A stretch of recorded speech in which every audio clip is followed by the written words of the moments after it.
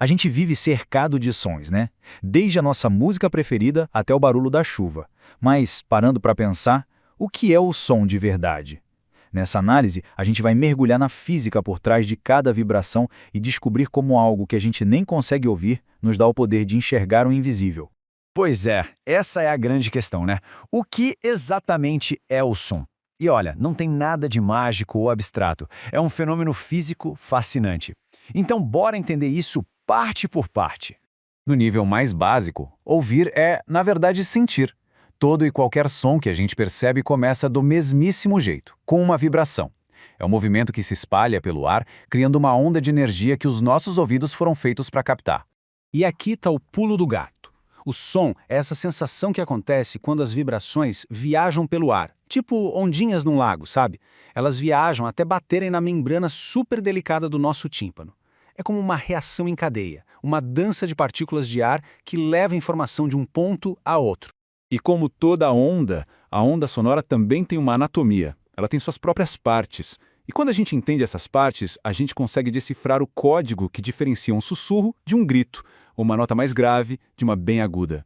Basicamente, uma onda sonora é definida por 4 elementos principais, que determinam exatamente o que a gente escuta: o comprimento de onda, a amplitude, o período e a frequência.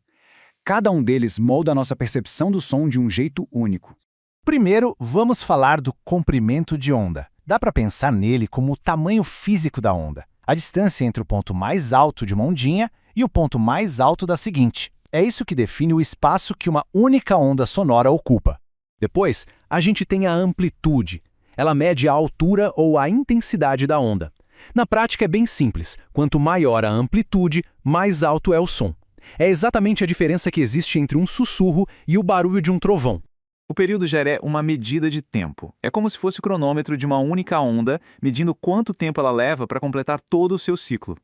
E isso leva a gente direto para o conceito seguinte, que é meio que o oposto dele. A frequência. A frequência, medida em hertz, diz pra gente quantas ondas completas passam por um ponto em um único segundo. A regra é fácil. Frequência alta significa som agudo, fininho. Frequência baixa, som grave, grosso, como a batida de um tambor. Ok, agora que a gente já entende a anatomia do som, surge uma pergunta bem interessante. Será que a gente ouve tudo o que existe? A resposta é não. A nossa audição, na verdade, tem um alcance bem limitado. O ouvido humano funciona numa faixa bem específica, entre 16 e 20 mil Hz. Qualquer coisa acima disso, que é o que a gente chama de ultrassom, é simplesmente inaudível para nós. Mas é justamente nesse silêncio que a ciência encontrou uma das ferramentas mais poderosas da medicina. É aqui que a física vira quase ficção científica.